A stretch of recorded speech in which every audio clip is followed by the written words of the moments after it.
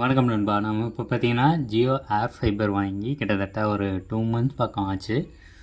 So இப்போ வரைக்கும் நமக்கு அந்த ஸ்பீட் அப்படின்றது கரெக்டாக இருக்கா அப்படின்னு செக் பண்ணிப்போம். நான் வந்துட்டு ஸ்பீட் டெஸ்ட் கொடுத்துருக்கேன். இப்போ பார்த்தீங்கன்னா நான் வந்துட்டு கோன்னு கொடுக்குறேன். ஓகேங்களா. ஸோ இப்போ வந்துட்டு நமக்கு அப்லோடு என்ன வருதோ அதே தான் டவுன்லோடும் வரணும். ஓகேங்களா. சாரி, டவுன்லோடு என்ன வருதோ அதே தான் அப்லோடும் வரணும். 30 MBPS டவுன்லோடு வருது அப்படிங்கும்போது நமக்கு அப்ராக்சிமேட்டாக அந்த அப்லோடு அப்படின்றதும் 30 MBPS தான் கொடுக்கணும். ஸோ அதான் முறையும். ஓகேங்களா. ஸோ ஆனால் இவங்க என்ன பண்ணியிருக்காங்க அப்படின்றத நீங்களே பாருங்கள். ஸோ அப்லோடு ஓகே தான், சாரி டவுன்லோடு ஓகே தான். நமக்கு பார்த்திங்கன்னா அப்லோடு என்ன மாதிரி வருது அப்படின்றத பாருங்கள். ஸோ டவுன்லோடுமே 29 தான் வந்திருக்கு. அடுத்து அப்லோட் பாருங்கள், கிட்டத்தட்ட ஒரு 4 MB தான். ஸோ இவ்வளோ தான் போகுது.